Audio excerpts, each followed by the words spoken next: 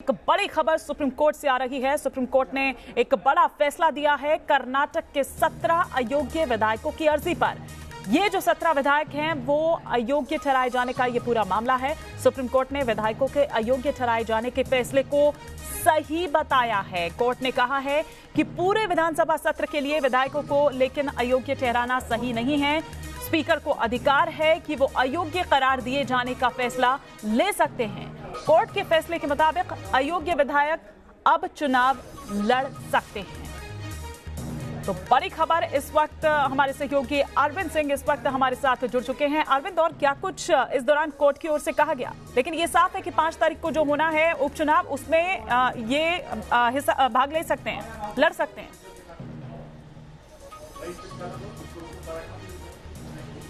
देखिए, कुल मिलाकर के देखा जाए तो सुप्रीम कोर्ट का फैसला इन तमाम विधायकों के लिए एक बड़ी राहत का सबब बनकर के आया है। हालांकि कोर्ट ने फैसले की शुरुआत में ये कहा कि स्पीकर के फैसले को बरकरार रखते हैं, यानी अयोग्य करार दिए जाने वाले फैसले को सुप्रीम कोर्ट ने बरकरार रखा है। और कोर्ट ने इस बात को पाया कि अगर रेजिग्नेशन दे दिया गया है तो इसका मतलब ये नहीं कि अयोग्य करार दिए जाने पर स्पीकर फैसला नहीं ले सकते। लेकिन कोर्ट ने इसके साथ ये भी जोड़ा है कि स्पीकर को पूरे विधानसभा कार्यकाल के लिए, यानी पूरे विधानसभा सत्र के लिए डिस्क्वालीफाई नहीं करना चाहिए था। और स्पीकर के आदेश के उस हिस्से को कोर्ट ने निरस्त कर दिया है जिसमें पूरे विधानसभा सत्र के लिए इन तमाम विधायकों को अयोग्य करार दे दिया गया था। इसका मतलब ये हुआ कि अगले जो उपचुनाव होने वाले हैं, जिसमें चुनाव लड़ने की इजाजत विधायक मांग रहे थे, उसमें वो चुनाव लड़ सकते हैं। यानी अयोग्य करार दिए जाने का फैसला सैद्धांतिक तौर पर सुप्रीम कोर्ट ने सही ठहराया है, लेकिन पूरे विधानसभा टर्म के लिए जो अयोग्य करार दिया गया उसको गलत मानते उस हिस्से को निरस्त कर दिया है। इसका सीधा मतलब ये हुआ कि विधायक चुनाव लड़ने के लिए स्वतंत्र है।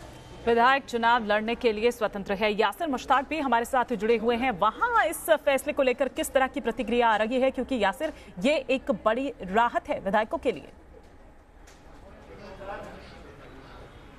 जी बिल्कुल, देखिए, अगर हम अयोग्य ठहराए गए विधायकों की बात करें तो उनके लिए राहत है, लेकिन कहीं ना कहीं इस फैसले से बीजेपी की मुश्किलें बढ़ती दिख रही हैं, क्योंकि अब जो है ये सभी विधायक जो है बीजेपी से टिकट मांगेंगे और जो बीजेपी के स्थानीय नेता है उन्हें लगता है कि सभी इन अयोग्य ठहराए गए विधायकों को टिकट नहीं मिलना चाहिए। लिहाजा इस पर जो है बीजेपी के अंदर अब मनमुटाव शुरू हो चुका है। वहीं दूसरी तरफ कांग्रेस का कहना है कि वो खुश है कि जो स्पीकर का फैसला था अयोग्य ठहराए जाने का वो सुप्रीम कोर्ट ने अपहेल्ड कर दिया है, लेकिन जो टाइम फ्रेम की बात आ रही है उससे लेकर कांग्रेस खुश नहीं है। कांग्रेस के मुताबिक टाइम फ्रेम जो है वो भी सही फैसला होता है, क्योंकि अगर हम एंटी डिफेक्शन लॉ की बात करें, अगर टाइम फ्रेम नहीं रहेगा तो ऐसे में कोई फायदा नहीं रहता है फिर डिस्क्वालीफाई करने का, क्योंकि जब एमएलए को डिस्क्वालीफाई करता है तो अब वो दोबारा इलेक्शन में हिस्सा ले सकता है, उपचुनाव में हिस्सा ले सकता है। ऐसे में डिस्क्वालीफिकेशन का मतलब ही क्या रहता है? तो कांग्रेस इस फैसले को फिलहाल कर्नाटक के हिसाब से देखती तो खुश है,